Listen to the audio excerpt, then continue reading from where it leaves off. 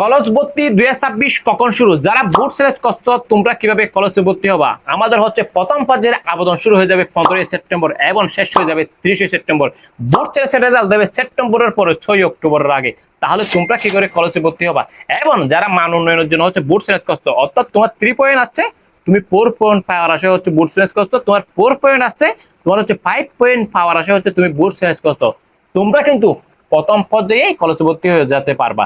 আর যারা ফেল থেকে পাস করার আশায় বোর্ড সিলেক্ট করতো, তোমরা হচ্ছে প্রথম পর্যায়ে ভর্তি হতে পারবে না, তোমরা দ্বিতীয় পর্যায়ে ভর্তি হতে পারবা, বুঝছো? তবে টেনশন করার কিছু নেই, তোমরা একসাথেই ক্লাস করতে হবে, সবাইকে একসাথেই ক্লাস করতে হবে। এই কলেজ ভর্তির পুরো সিস্টেমটা হচ্ছে বটকির গিটার মতো, তোমাকে পুরো প্রসেসটাই বুঝতে হবে। তুমি যদি পুরো প্রসেসটা বুঝতে না পারো তাহলে তুমি কিন্তু মহা বিপদে পড়বে। তাই সুন্দর করে A to Z বোঝার জন্য আস্তে আস্তে ধীরে ধীরে মনোযোগ দিয়ে কথাগুলো বোঝার চেষ্টা করো। পুরো সিস্টেমটি 3টি পর্যায়ে চলবে, প্রথম পর্যায়ে, দ্বিতীয় পর্যায়ে, তৃতীয় পর্যায়ে। প্রথম পর্যায়ে আবেদন শুরু হয়ে যাবে 15 সেপ্টেম্বর এবং আবেদন শেষ হবে 30 সেপ্টেম্বর এবং বাছাই হবে 4 অক্টোবর। তোমরা যে কলেজ ভর্তির জন্য আবেদন করবা, হ্যাঁ, এগুলো আবার বাছাই হবে 4 অক্টোবর।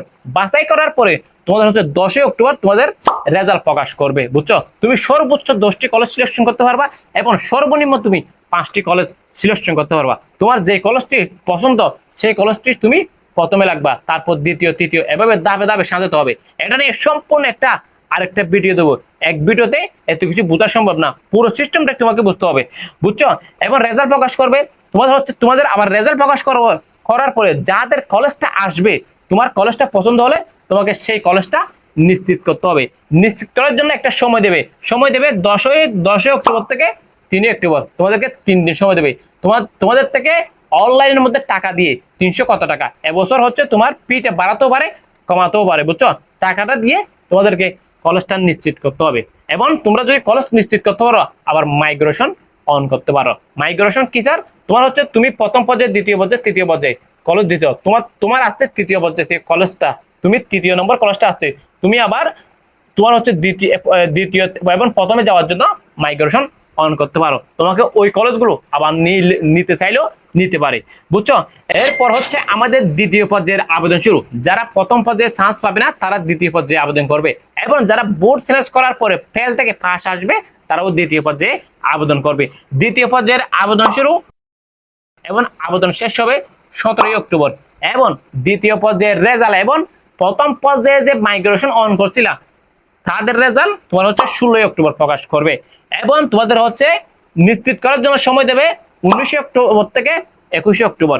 এই সময়ের মধ্যে তোমাদেরকে নির্দিষ্ট ফিটা দিয়ে তোমার হচ্ছে কলেজটা নিশ্চিত করতে হবে, না হলে কলেজটা বাতিল হয়ে যাবে। দ্বিতীয় পর্যায়েও যারা চান্স পাবে না তারা চলে যাবে তৃতীয় পর্যায়ে। তৃতীয় পর্যায়ের আবেদন শুরু 22 অক্টোবর এবং আবেদন শেষ তোমার হচ্ছে 24 অক্টোবর এবং যারা দ্বিতীয় পর্যায়ে মাইগ্রেশন অন করছিল এবং তোমার হচ্ছে তৃতীয় পর্যায়ের রেজাল্ট দুইটাই একসাথে দেবে তোমার হচ্ছে 26 অক্টোবর এবং তোমার হচ্ছে চূড়ান্ত এবং নিশ্চিত করার জন্য তোমাদের সময় দেবে 26 অক্টোবর থেকে 28 অক্টোবর। তোমার হচ্ছে বুট সিলেক্ট করার মতো তোমাদের হচ্ছে ফিটা দিয়ে কলেজের এটা নিশ্চিত করতে হবে, না হলে কলেজটা কিন্তু বাতিল হয়ে যাবে। এরপর হচ্ছে তোমাদের কলেজ ভর্তি হওয়ার জন্য তোমাদেরকে যাইতে হবে কলেজে। এতক্ষণ পর্যন্ত প্রথম পর্যায়ে, দ্বিতীয় পর্যায়ে, তৃতীয় পর্যায়ে যে কার্যক্রমগুলো করছো তোমরা সব কিছু অনলাইনে। আমি তোমাদেরকে set up by set up দেখিয়ে দেবো, কিভাবে মাইগ্রেশন অন করবা, কিভাবে আবেদন করবা, set up by set up video দেবো। 1 নভেম্বর থেকে 5 নভেম্বর মধ্যে তোমাদেরকে কলেজে গিয়ে কাগজপত্র জমা দিতে হবে। কি কি কাগজপত্র লাগবে, কি কি লাগবে না, আমরা set up by set up video দেবো এবং তোমাদের হচ্ছে ক্লাস শুরু হবে 8 নভেম্বর।